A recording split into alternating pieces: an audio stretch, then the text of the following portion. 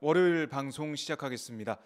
지난주에 검찰에 인사 지금 다 결정이 됐죠. 고위급 인사가 있었는데요. 법무부에서 단행한 추미애 장관이 단행한 이 인사에 대해 여러 가지 말이 나오고 있습니다. 이 사안 좀 어떻게 바라봐야 할지, 어떻게 바라보고 있는지 국회 법사위원인 김남국 민주당 의원 연결해서 잠시 말씀을 들어보도록 하겠습니다. 안녕하십니까, 의원님?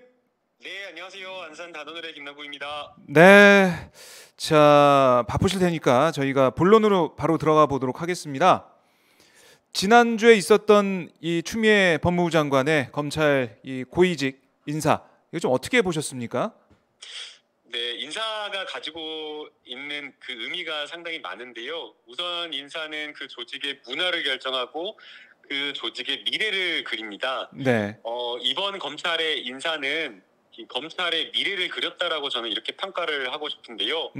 과거의 검찰이 공안부와 특수부가 요직을 독점하고 승진을 독점해가지고 사실상 검찰이 검찰 내의 귀족이라고 하는 그 계급이 완전히 따로 있다라고 할 정도로 분리되어 이렇게 존재했었거든요. 네. 네, 그런데 이제 이번에는 그런 어떤 검찰의 잘못된 어떤 인사 관행을 깨고 정말 일선 현장에서 서민들이 가장 접하고 어려움을 겪게 되는 민생과 관련된 그런 사건을 묵묵히 처리하는 검사들에게 혜택을 돌아가게 하는 인사였다라고 이렇게 평가를 하고 싶습니다.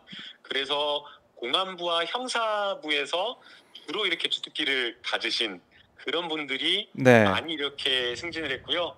대표적인 분이 이제 서울 남부지방법원의 1차장 검사인데요. 네. 이분 같은 경우에는 그 유사수신 행위, 그러니까 막 다단계로 해가지고 돈 긁어 모으는 이런 피해 있잖아요. 네네. 가장 큰 서민 피해 사례 중 하나인데 이분이 또 이번에 검사장으로 승진한 케이스이고요. 또 그다음에 검찰 내에서 남성 중심의 조직 문화 세다 이렇게 이야기 하잖아요. 네. 그리고 여성 검사 승진하기 어렵다라는 그런 이야기 많은데 이번에는 여성 검사장에 대한 발탁 인사도 있었습니다. 그래서 이러한 어떤 정말 일선에서 묵묵히 일하는 검사, 그리고 정말 검사로서의 어떤 사명감을 가지고 일하는 그 검사들이 승진한 균형 잡힌 인사였다 이렇게 조금 평가를 하고 싶습니다. 네, 김남국 의원의 평가 잘 들어봤는데요. 근데 언론 보도, 언론의 기사 제목이나 아니면 내용이나 아니면 야당의 주장 이런 걸 들어보면 윤석열 총장이 고립이 됐다. 그리고 윤석열 총장 힘빼기다. 또 이 살아있는 권력을 수사하면 어떻게 되는지 보여주는 인사였다. 이런 비판이 나오고 있습니다. 이런 비판 어떻게 보고 계세요? 그렇게 평가하기는 좀 어렵고요. 윤석열 총장 사실은 취임할 때 사실 비판을 많이 받았었거든요.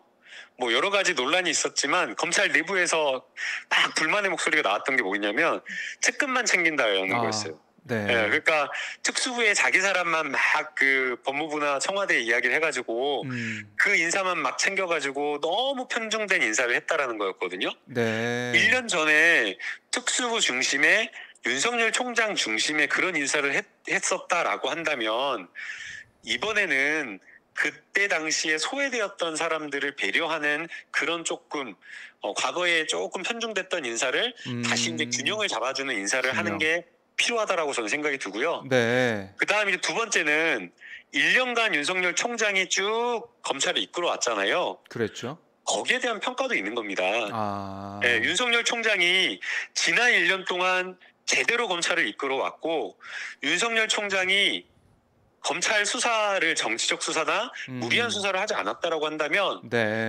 인사나 이런 부분에 있어서 아마 충분하게 협의된 어떤 그런 인사가 있었을 수 있는데 지금 1년 동안에 있었던 1년의 지금 윤석열 총장이 보여줬던 모습은 정말 대한민국을 양단낸 수사, 그리고 무리한 수사, 형사소송법 절차에도 맞지 않고 정말 전대미문의 말도 안 되는 그런 어떤 수사였기 때문에 아마 그러한 부분에 대한 평가도 있었던 것으로 보입니다. 그렇게 좀 볼 수가 있겠네요. 그러니까 이게 편중됐던 인사가 정상화되고 있고 뭔가 다시 바로잡히고 있다, 이렇게 볼 수 있다는 게 김남국 의원의 설명인데, 예, 야당에서는 계속해서 뭐 애완용 검사라는 단어까지 써가면서 검사 출신 의원이 또 이런 얘기를 하고 있어요. 아, 그 너무 지나친 게 아니 네. 그러면 윤석열 총장 뜻대로 하면 잘한 인사고 윤석열 총장의 측근 인사가 되면 잘한 인사인가? 네. 그러면 검사장은 윤석열 총장 측근만 하라는 거예요?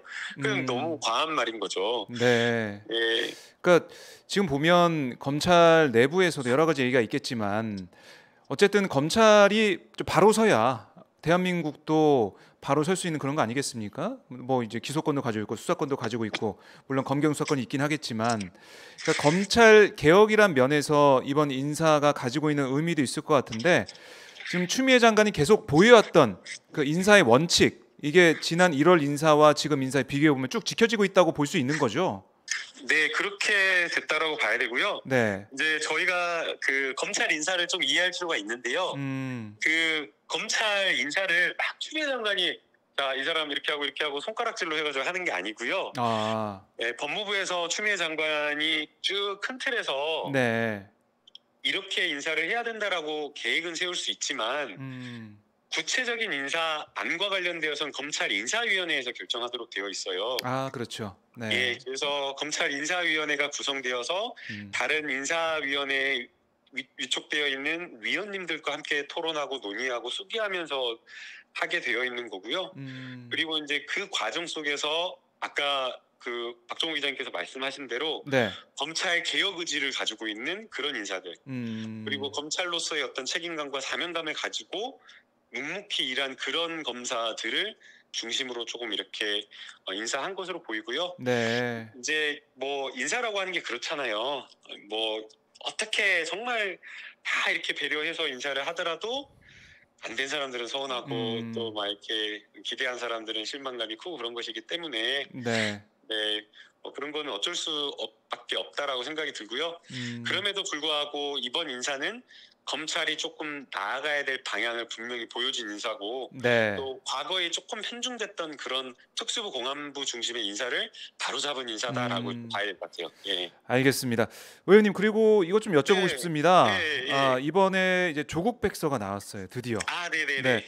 그 제목이 검찰 개혁과 촛불 시민, 조국 사태를 본 정치 검찰과 언론 이렇게 해서 지금 뭐 아마 오늘 시중에 예약을 한 것들은 배달이 됐고 오늘 시중에 풀리는 것을 알고 있는데 자 어떻게 좀 볼 수 있을까요? 조국 백서가 나왔습니다. 어떻게 평가하십니까? 네, 저는 그 이제 제가 처음에 이제 집필에 참여했다가 네. 참여했다가 이제 갑작스럽게 이제 공천받고 출마하면서 이제 그 집필에서 이제 빠지게 되었는데요. 맞아요.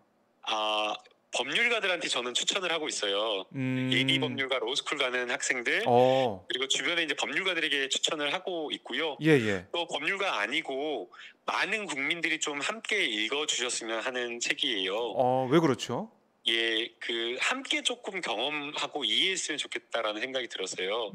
사실 이 검찰 개혁이라고 하는 게 그냥 평범한 국민들이 그 경험하고 피부로 느끼기에는 어려운 주제거든요. 맞아요. 그럼에도 불구하고 왜 검찰 개혁이 되어야 되는지, 검찰 정말 이 검찰의 무소불위의 이 권력이 어떻게 정치에 영향을 미치고 우리 사회에 어떻게 우리 삶에 어떻게 영향을 미치는지를 총체적으로 이해할 수 있는 책이기 때문에 네. 그걸 좀 봐달라는 취지에서 함께 좀 읽어주셨으면 좋겠고요. 네. 요거를 저도 아직은 지금 너무 바빠가지고 읽지를 못했는데 예. 함께 읽고 함께 읽고 심도 있게 또 이야기 나눌 수 있는 시간이 있으면 좋겠다는 생각이 듭니다. 네, 이것만 좀 여쭤볼게요. 왜 제목이 검찰 개혁과 촛불 시민이라고 지어졌을까요? 뭐 뒤에 필자는 아니시겠지만 어떻게 좀 보십니까? 검찰 개혁과 촛불 시민, 조국 백서의 제목. 왜 그러냐면요. 아마 이런 이유 같아요. 과거에 검찰 개혁을 하려고 하면요, 검찰은 항상 뭐랬냐면요, 권력자에 대한 비리 수사를 했어요. 그러면 국민들은 검찰 잘한다 이렇게 막 하는 거거든요. 네. 검찰 왜냐면 권력자에 대한 비리 수사하니까 당연히 검찰을 박수치고 칭찬할 수밖에 없죠.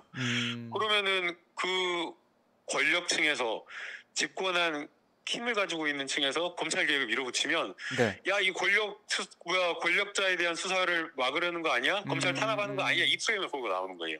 지금하고 똑같죠. 그렇네요. 지금하고 똑같잖아요. 네, 똑같이 진행이 되네요. 검찰 개혁하려고 하는데 뭐 검찰 살아있는 권력층에 대한 수사를 막는다 뭐 이런 프레임을 걸고 나오잖아요. 네. 그런데 언제 지금 문재인 정부가 살아있는 권력에 대한 수사를 막은 적 있어요? 다 놔뒀잖아요. 조국 장관에 대한 수사 다 하라고 놔뒀잖아요. 그랬죠. 예. 네. 그럴 때에 사실은 그렇게 들어올 때에 검찰 개혁에 대한 동력을 항상 잃어버리고 검찰은 항상 그런 식으로 검찰 개혁을 막아왔었거든요. 네. 그 위기에 그때 나선 게 촛불 시민입니다. 네, 그 위기에 국민들이 촛불을 들어줘서 네. 검찰 개혁을 완수해 주셨기 때문에 책 제목을 그렇게 지어주시지 않으셨을까라는 생각이 드네요. 네네.